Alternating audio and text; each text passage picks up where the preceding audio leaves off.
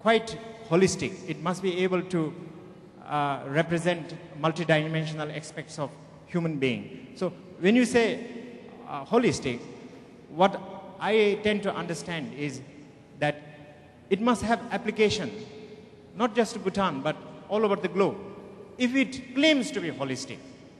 Secondly, it must be representative of all aspects of our aims and ambitions. So it must be multidimensional, as human experience is indeed very diverse. It must be able to be very versatile. And of course, it must be timeless. It must not be just applicable for 1990s and 2000s or 1960s and so on and so forth, but it must be, if you may say so, it must be able to apply in year 2000, third millennia, second millennia, or so on and so forth. And if you look at the pursuit of happiness, it does seem actually that it has been a pursuit for the last 2,000, 3,000 years of human history. So in this respect, it claims to be little more universal than any other indicators such as GDP, human development, or ecological footprint. Now, what you see here is the wheel, which was always the traditional symbol of holism and totality. So a circle. But this is a Dharma Chakra, the 8-spoked wheel of Buddhism, but I just use it.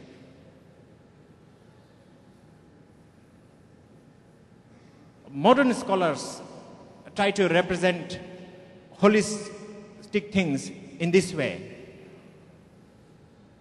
We are very good at representing economic capital and human capital, I think, to some degree since 1970s and 80s. We have been able to capture that part of our welfare contributing source.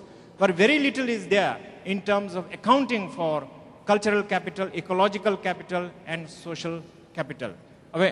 Ecological capital, as His Excellency Prime Minister mentioned, has become to the fore of our discussion in the last 30, 40 years, but not before that. Before that, it was just taken for granted. So any social science that attempts to represent human experience in a holistic way must pay attention at least to these 5 dimensions of our welfare source. Now, we transpose our gross national happiness index domain to that 5 type of capital. So you see health, education, living standard, that is economics, good governance, etc., corresponding to some of the capitals I just showed. These are also a bit conventional, but now you can see from the diagram that things like community vitality, time use, psychological well-being, etc., has not been integrated in any sort of indicators of well-being. So this is how we have tried in the Gross National Happiness Index to bring all factors that affect our well-being into one whole single matrix that would capture all aspects of our living. One way of thinking about what are the different sources of happiness is this linear diagram. You will see happiness at the top, and the causes and conditions that give rise to that kind of subjective feelings are the 9 domains. I just went through that. And below that hierarchy, you see even more details. You see, for example, under psychological well-being, distress level, emotional balance, spirituality. Under community, you will see key factors contributing to community stability and unity, such as family, relationship, safety, reciprocity, trust, social support, socialization, kinship, and so on and so forth. But this is really the wrong way of thinking about it. In reality, what you have is this kind of non-linear relationship.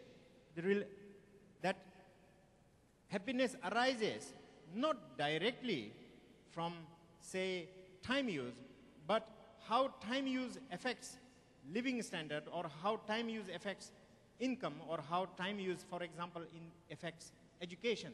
So it is the interrelationship between these domains which is much more important, we have to keep in mind. I'll now go into a bit about each of these domains. For example, psychological well-being.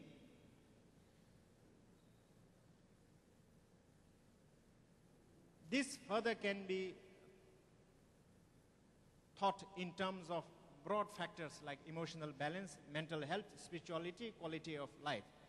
I just take one or two of them and move fast.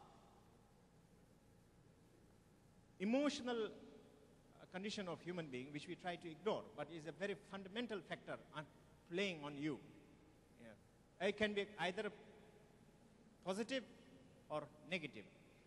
In this, our case, positive emotions are represented by things like generosity, calmness, contentment, and negative ones by frustration, by jealousy, by competitiveness, and so on and so forth. Of course, in total, we try to assess 14 different types of emotions, the whole range of it. The important thing about emotion is that if you allow negative emotions to prey on you recurrently, say, for example, anger, once in every 2 weeks, for example, that means about 26, 27 times a year.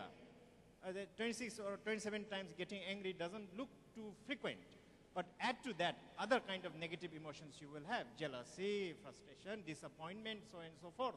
And so as this kind of frequency increases, this becomes part of your trait. And as this becomes part of your trait, it shapes your personality into a rigid form. And then you aggregate this type of individuals in a society. You can describe the country as angry, or a country as disappointed when one, or so and so forth. So,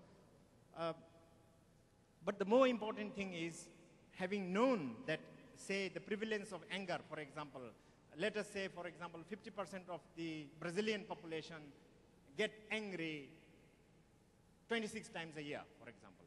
Let us say, just hypothetical case. The important thing is to find out why so many, a big block of Brazilian population is feeling angry and resentful and tense all the time. And if you know at a disaggregated level who is suffering from this, where is it occurring, and why is it so, some kind of policy intervention can then be planned. That is the important thing.